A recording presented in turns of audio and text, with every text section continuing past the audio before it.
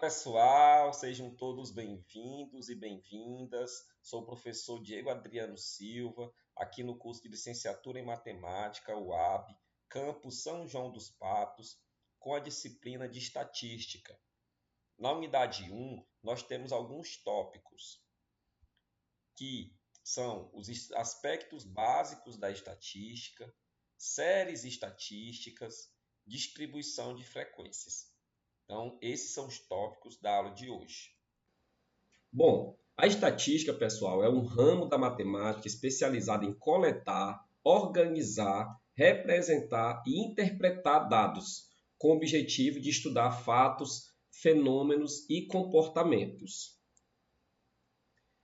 Ela tem várias aplicações, né? Em vários ramos a estatística ela é utilizada, como, por exemplo, em pesquisas eleitorais, né, que fornecem elementos para os candidatos direcionar sua campanha, em pesquisas científicas, na formulação de conclusões sobre fenômenos científicos e sociais, em estudos estatísticos sobre a população, que vai nortear ações de governantes, criação de estratégias de produção e vendas de produtos, né? A indústria utiliza também a estatística para avaliar a aceitação de determinados produtos. Enfim, a estatística tem várias aplicações em vários ramos.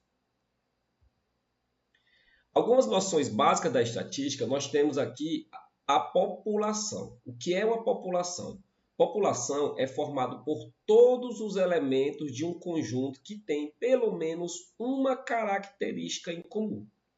Então, é o conjunto, por exemplo, de todos os eleitores que formam a população. Então, pode ser também o conjunto de estudantes do ensino médio de uma escola, o conjunto de assaltos a banco numa grande cidade. Isso são exemplos de população. Aqui na turma de vocês, os alunos do curso de licenciatura em Ciências Biológicas, UAB, né, vinculado ao campus Timon, é uma população. Certo? Aí nós temos a amostra. A amostra é um subconjunto, ou seja, uma parte formado por elementos extraídos de uma população. Cada elemento que compõe a amostra é um indivíduo ou objeto. Em pesquisas de intenções de votos, os indivíduos são pessoas. Quando se considera algumas marcas de lâmpadas, por exemplo, para testar a durabilidade, cada marca é um objeto da pesquisa. Então, por exemplo, como eu falei, vocês aqui, os alunos do curso de Ciências Biológicas, UAB, né, EAD UAB, vinculado ao campus Timon, seriam toda a população. Se eu pegar uma parte, como por exemplo, as mulheres, né, que são alunas da turma de vocês, seria uma amostra. Então, seria uma parte da população, um subconjunto da população. Em relação à organização de dados, na estatística existem alguns tipos de dados que podem ser organizados em alguns tipos de gráficos, melhor dizendo. Então, por exemplo, o primeiro tipo de gráfico é o gráfico em coluna. Então, o gráfico em coluna, pelo nome a gente vê, que vão ser representados dados em colunas. E nós vamos ter aqui um eixo vertical, como por exemplo aqui, quantidade de acidentes, que vai me dizer a quantidade, e um eixo horizontal, que nesse caso aqui seriam os meses do ano. E aqui as colunas iriam representar certa quantidade de cada mês aqui no caso. Então, em janeiro de 2008, do número de acidentes de determinada empresa, no caso aqui a empresa Fogo e Companhia, em janeiro de 2008 tiveram uma quantidade de acidentes de 15 acidentes. Em janeiro de 2009 nós teríamos 10. Janeiro de 2010, nós teremos 7. Janeiro de 2011, 3. E janeiro de 2012, 20 acidentes aqui representados nesse gráfico de colunas. O gráfico de barras só vai mudar, pessoal, a orientação. Então, a gente viu lá as colunas, né, verticalmente, e agora nós teremos aqui barras que seriam horizontal.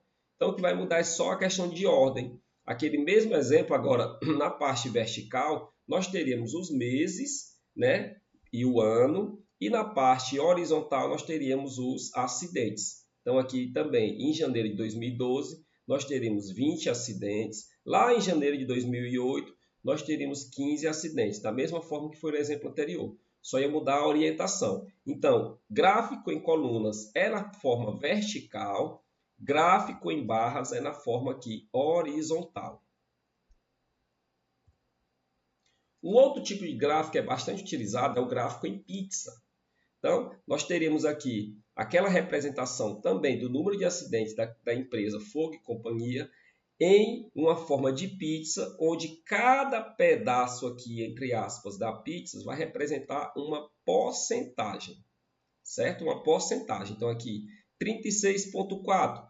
Ele tem uma corzinha aqui azulada, nós iríamos lá na legenda e pegamos aqui em janeiro de 2012. Teria 36,4% de todo o total daqueles acidentes. Vou pegar aqui a parte mais avermelhada, 18,2, em uma legenda que nós teríamos em janeiro de 2009, certo? E assim sucessivamente. Esse gráfico em pizza, ele é usado mais quando a gente tem uma quantidade pequena da organização desses dados, exatamente para que a gente possa visualizar melhor essa, entre aspas, pizza, né? Uma pizza aqui fatiada em tamanhos variados, que vai representar a porcentagem de cada um dos valores fornecidos.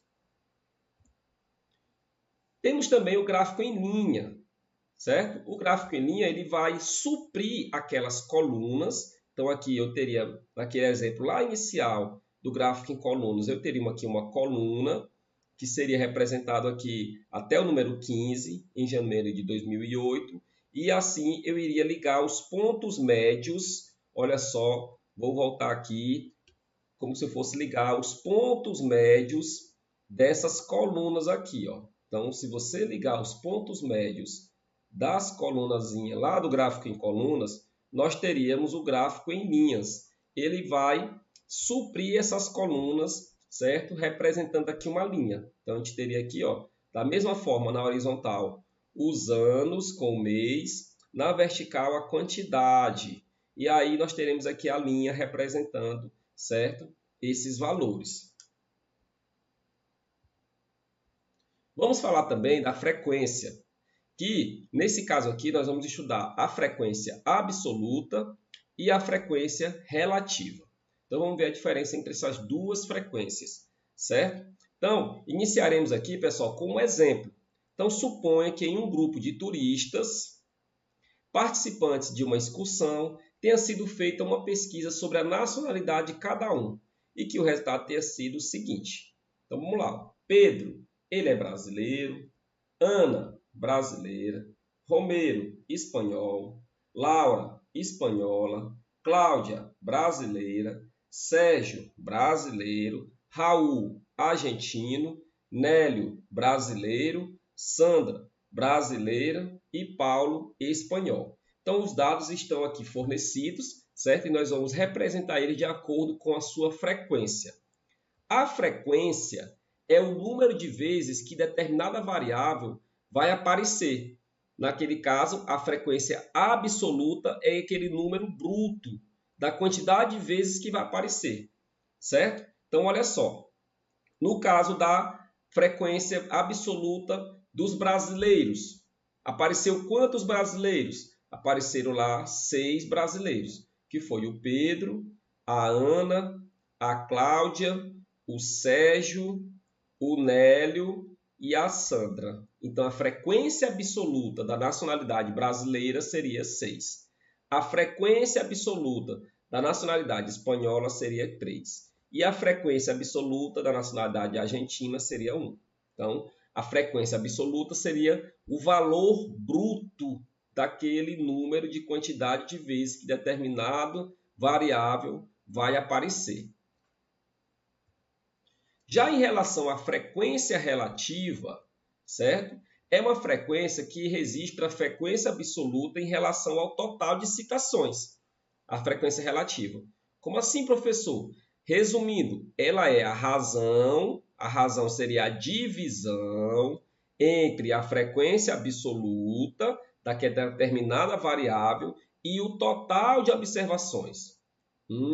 Naquele caso lá, nós temos quantas observações? nós teríamos, pessoal, ó, 6 mais 3, 9, mais 1, 10. Então, o total de observações desse exemplo seriam 10, certo? Então, a frequência relativa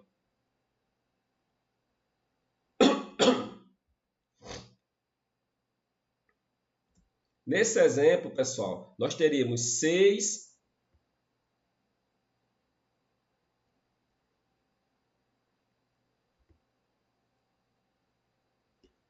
No exemplo que estamos estudando, nós teríamos 6 brasileiros, 3 espanhóis e 1, né, da nacionalidade argentina. Então, nós teríamos um total de 10 observações.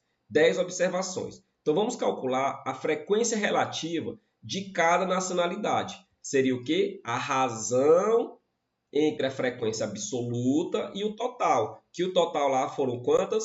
10 observações. Então, a frequência relativa da nacionalidade brasileira. Eu vou apenas fazer a razão, que é a divisão da frequência absoluta, sobre o número de citações. Então, como foram 6, certo? Num total de 10. Assim, nós teríamos 6 sobre 10, que, simplificando aqui por 2 e por 2, nós teremos 3 sobre 5. Fazendo a divisão, nós teremos como frequência relativa 0,6. E transformando em porcentagem, teríamos 60%.